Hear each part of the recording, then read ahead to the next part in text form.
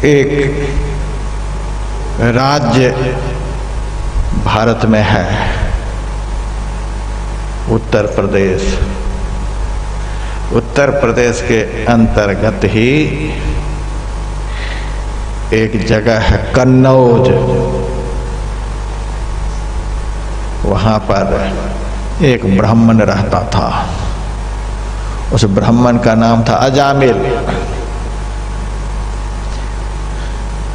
माता पिता का बहुत बड़ा भक्त था। एक दिन पिता ने आदेश दिया, बेटा जाओ जंगल से हवन के लिए लकड़ी ले आओ। लकड़ी लेने के लिए जंगल गए, लकड़ी तोड़ करके गट्ठर बना लिए और वापस आने लगे। तो रास्ते में उन्होंने देखा कि एक वेश्या का घर है और वेश्या इस तरह से वस्त्र को पहन रखी थी कि उनका आधा शरीर नग्न दिखलाई देता था, आधा शरीर ही वस्त्र से ढका हुआ। उसके हाथ में शराब की बोतल थी और एक दो पुरुष भी ऐसे ही निकृष्ट स्वभाव के उनके पास थे। दोनों में हंसी मजाक सब चल रहा था। दृश्य का प्रभाव मन के ऊपर पड़ता है। अभी आप लोग यहाँ साधु महात्माओं को देख रहे हैं, भगवान के चित्र को देख रहे हैं। इस दृश्य का ऐसा प्रभाव है कि आप लोग शांति से बैठे हैं। ऐसी जगह पर यदि कोई हीरोइन वगैरह हीरो वगैरह के चित्र लगा दिए होते तो आप लोगों का मन अब तक में चंचल हो गया होता। दृश्य का प्रभाव मनुष्य के मन पर पड़ता है। बहुत निकृष्ट दृश्य की ओर अजामिल की दृष्टि गई। वेश्या को देखा, वेश्या के पास रहने वाले व्यभिचारी पुरुष को देखा। उस दृश्य को देखते ही मन मलिन हो गया। अब वह माथे पर का गट्ठर नीचे रख दिया और वेश्या की तरफ जाने लगा। फिर थोड़ा रुक गया। हमारा घर तो ब्राह्मण के यहाँ है, हमारा जन्म ब्राह्मण के घर में हुआ है, हम तो माता पिता के भक्त हैं, पिताजी के लिए हवन की लकड़ी लेकर के जा रहे हैं। तो कभी जब धर्म का भाव मन में उदित होता था तो पैर रुक जाता था, कभी किसी जन्म का पाप हावी हो जाता था तो कदम आगे बढ़ने लग जाता था। कभी पैर आगे बढ़े, कभी पैर पीछे हो। यही है अच्छा बुरा कर्म का संस्कार। अच्छा कर्म का संस्कार बुरा कर्म करने से रोकता है, बुरा कर्म का संस्कार अच्छा काम करने से रोकता है। बुरा काम से जो बुरा संस्कार बनता है वह बड़ा प्रबल होता है। बुरा कर्म का बुरा संस्कार इतना प्रबल हो गया कि अच्छे कर्म के संस्कार को रोक दिया और वह अजामिल वेश्या के पास पहुंच गया। ब्राह्मण के घर में जन्म हुआ था, देखने में बड़ा सुंदर, बड़ा संस्कारी, माता पिता का भक्त तो था ही। उस संस्कारी पुरुष को जैसे ही वेश्या देखती है वैसे ही पहले से जो निकृष्ट लोग उनके सामने थे सबको ढकेल दिया, हटो तुम लोग, और इस दिव्य पुरुष से जाकर के चिपट गई। जिस दृश्य के दर्शन से मन मलिन हो जाता है, उस दृश्य का यदि संस्पर्श जीवन में हो जाए मन महामलिन हो जाता है। अब तो अजामिल का मन महामलिन हो गया। माता पिता के आदेश को भूल गया, माता पिता की सेवा को भूल गया, धर्म कर्म सब भूल गया और उसी वेश्या के पास रहने लगा। अब तो वहीं घर बना लिया, वेश्या के साथ रहे, लूट करके, खसोट करके, चोरी करके, जैसे तैसे लाला करके वेश्या को धन देने लगा, वेश्या को खुश करने लगा। और धीरे धीरे उस वेश्या के पेट से 10 पुत्र को जन्म दिया, लेकिन था कुछ तो संस्कारी ही। विष्णु सहस्र नाम से भगवान से संबंधित नाम अपने बालक का रखता था। किसी का नाम विष्णु रखा, किसी का नाम नारद रखा, किसी का नाम गोवर्धन रखा, या इसी तरह से नाम रखता गया। सबसे छोटा लड़का जो था उसका नाम नारायण रखा। अब देखिए अजामिल दिन रात पापीन के साथ में रहने वाला भगवान का नाम बेटे का रखता है। आजकल देखो कमाल हो गया, बेटा को कहता है चिंटू, पिंटू, गुड्डू। ये कौन भगवान का नाम है? गुड्डू गुड्डू जपते हुए यदि बाप मर गया तो किस वैकुंठ में जाएगा? क्या क्या नाम रखता है। बेटी का नाम देखिए कैसा कैसा। मेरे से बहुत लोग नाम पूछते हैं, हम तो विष्णु सहस्र नाम, शिव सहस्र नाम निकालते हैं, भगवान से संबंधित कोई नाम रखते हैं। बेटी के लिए नाम पूछते हैं तो गायत्री सहस्र नाम, गंगा सहस्र नाम, यमुना जी का सहस्र नाम निकालते हैं और उनमें से एक नाम रख देते हैं कि मरते वक्त भी नाम मुंह से निकल जाए तो कल्याण हो जाएगा। कुछ से कुछ, कुछ से कुछ। महाराज छोटा नाम रखो, सबसे छोटा नाम। तो वह चाहता है कि महात्मा जी गुड्डू बोल जाए, लेकिन महात्मा से ज्यादा कौन जान सकता है? दुनिया का ज्ञान जहाँ खत्म हो जाता है वहां से तो महात्मा का ज्ञान शुरू होता है। सबसे छोटा चाहते हो। ओमेत्येकाक्षरम ब्रह्म व्याहरण मामनुस्मरण, गीता में लिखा हुआ है। एक अक्षर से भी छोटा कोई नाम हो सकता है। इतना दिमाग कमजोर हो गया है कि 2-4-5 अक्षर का नाम तुम नहीं याद रख सकते तो ओम रखो नाम। ओमित्येकाक्षरम ब्रह्म, एक अक्षर का ओम बोलो बेटा। इससे भी छोटा नाम होना चाहिए ओम। यदि कहो कि महाराज कुछ बढ़ा दो तो 2 अक्षर का राम रखो, 2.5 अक्षर का कृष्ण रखो, गुरु रखो। एक से एक नाम है भगवान का, 2 अक्षर का, 1 अक्षर का, 3 अक्षर का, 12 अक्षर का, 24 अक्षर का, 16 अक्षर का। तब भी आदमी बड़ा रखना चाहो तो बड़ा नाम भी है, छोटा रखना चाहो तो छोटा नाम भी है, और सबसे छोटा रखना चाहो तो 1 अक्षर का भी नाम है। तो अभी चिंटू तो पिंटू, अंग्रेज के कुत्ते का नाम, ये सब था जो आज लोग अपने बच्चे का नाम रख रहे हैं।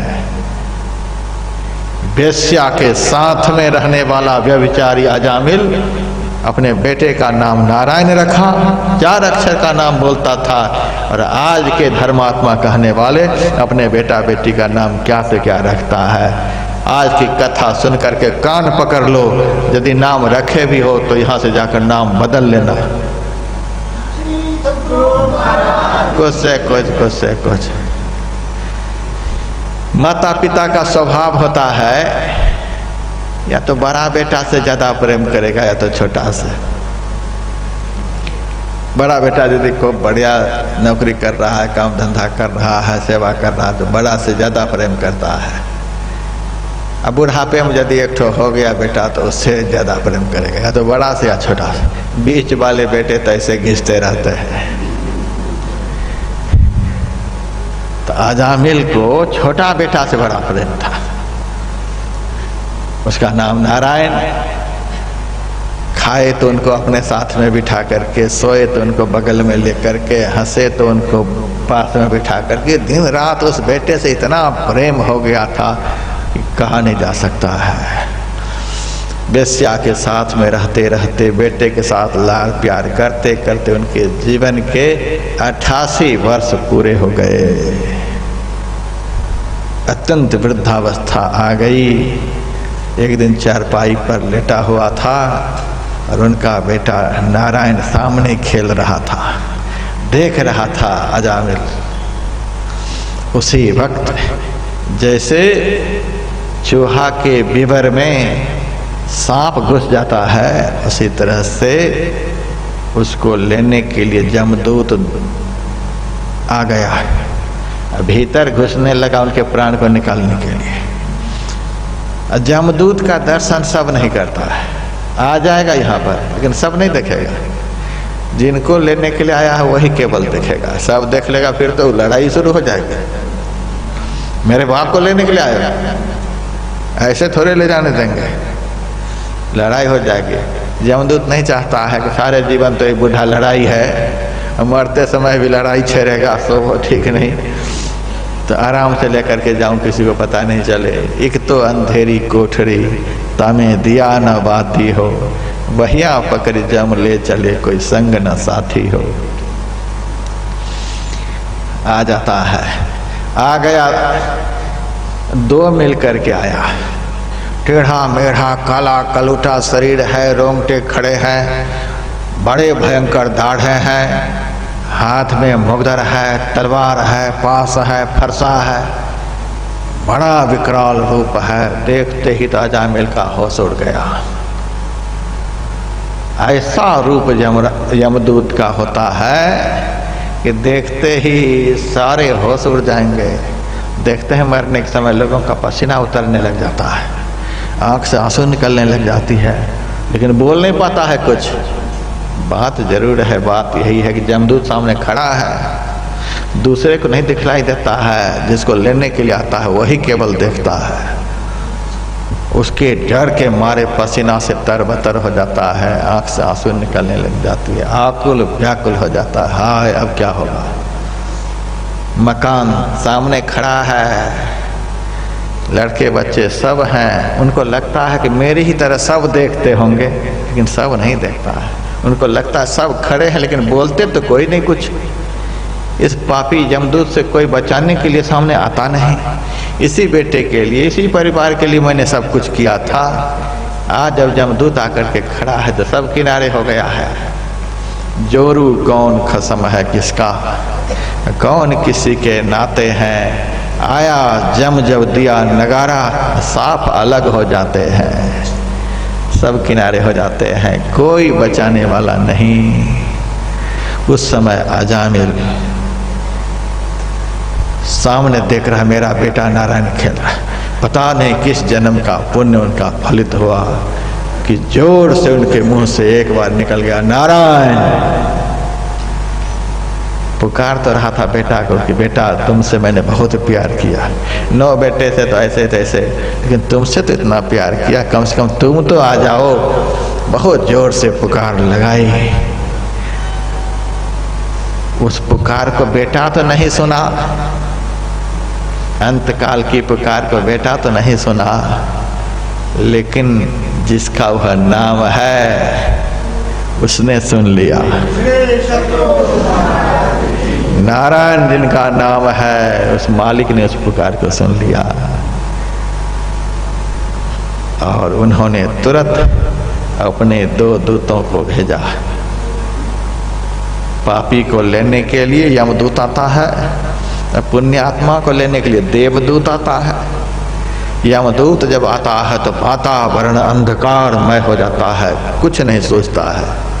जब देवदूत आते हैं सारा अंधकार समाप्त हो जाता है, उजेला ही उजेला हो जाता है। दोनों यमदूत उनके भीतर घुस गए थे, उनके स्थूल शरीर से सूक्ष्म शरीर को निकालने के लिए खींचने लग गए थे। उसी वक्त देवदूत आए और गंभीर वाणी करते हुए, अरे दुष्ट, धर्म के क्षेत्र में अधर्म कैसे घुस गया?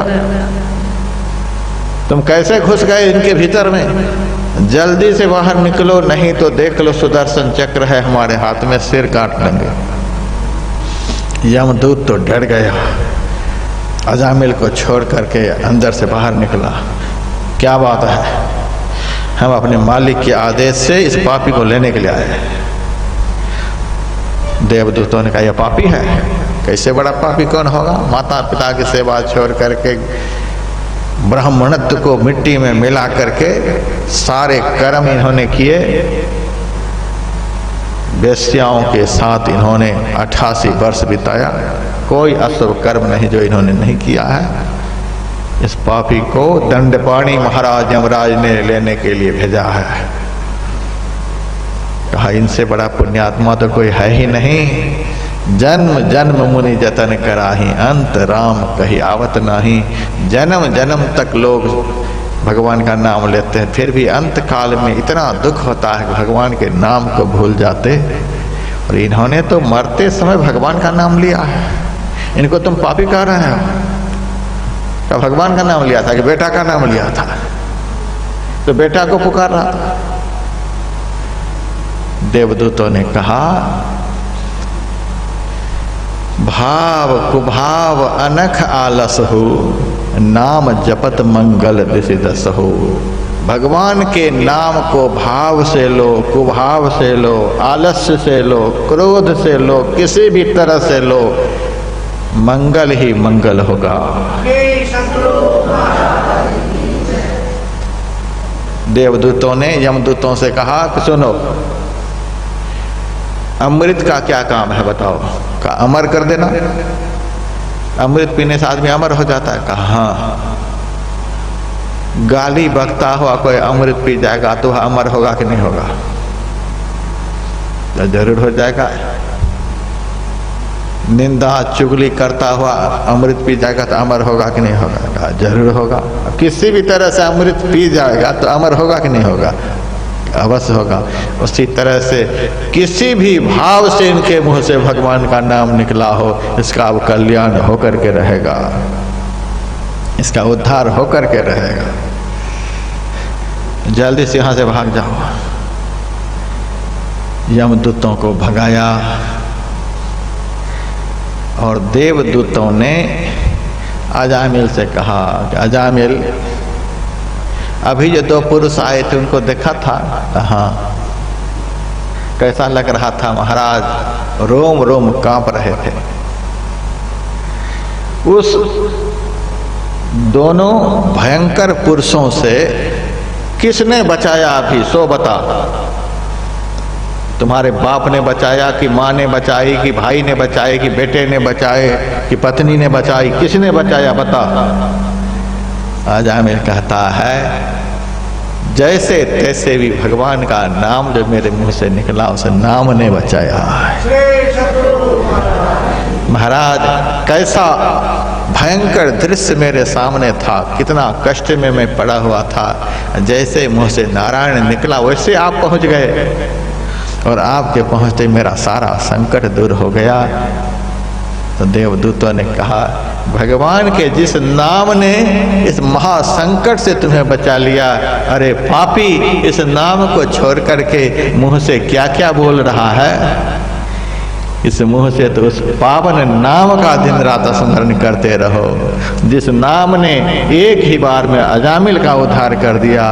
उस नाम को यदि होठों पर कोई रखे तो उनका जीवन परम मंगलमय हो जाएगा। यही है पाप शोधन का उपाय, यही है नरक से बचने का उपाय।